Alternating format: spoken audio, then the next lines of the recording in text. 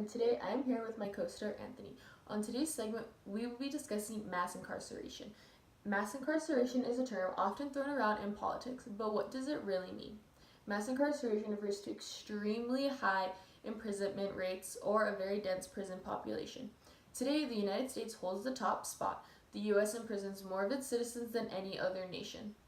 According to Bonnie Kurz, director of the Prison Watch Project, while the U.S. carries only 5% of the world's population, it accounts for 25% of the world's prison population. Today, you will witness a live prisoner interview surrounding the issues in our prison system.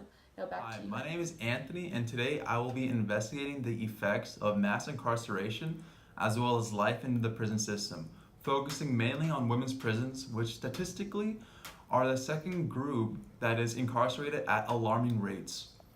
I am at the Louisiana Correctional Institute for Women, and I will be interviewing Sammy, a prisoner taking the time to interview with me today. How are you feeling?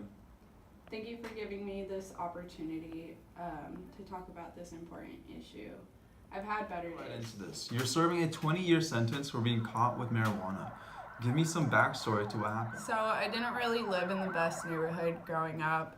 Growing up was kind of hard with having gang violences everywhere and policemen everywhere. But anyways, I was walking home from school to a friend's house to pick up the weed when I got caught on my way home by two male officers. So why did they stop you? Well, being a Hispanic girl walking by herself in a sketchy neighborhood, that's why they would stop me. I tried to do everything to not piss them off and, well, being talked down upon and being accused of being a criminal from just walking home, inside you something snaps, and that's exactly what I did. They took my backpack, they dumped everything out, and they patted me down, and when they caught me, they found 4 ounces of weed in my backpack. They handcuffed me and they put me in their car. And I had just turned 16 and I was tried as an adult. After everything, I got 20 years plus probation when I'm out. How old are you now? I'm 22. I'm 6 years into my sentence and I was told that I'll be out in 15 with good behavior, but who actually knows? And how is prison life like? Are there more violent offenders compared to non-violent offenders? Mostly met non-violent women here, but don't get me wrong, there's some crazy murderers here that definitely deserve to be here. But for the most part, most of us here are for non-violent related. That's definitely hard to hear. According to the NAACP, as reported by Callie Gross, African American and Hispanic women are twice as likely to be incarcerated for non-violent offenses compared to white women. Do you feel that because you are Hispanic and that you were in that neighborhood were the reasons why you were confronted? Oh, absolutely. With heavy police presence and being a minority woman, if I didn't get caught that day, I would have been caught a different day. Here's punishment. There's hardly any action taken for rehabilitation when we get out. So much money has been spent on prisons that I know for a fact.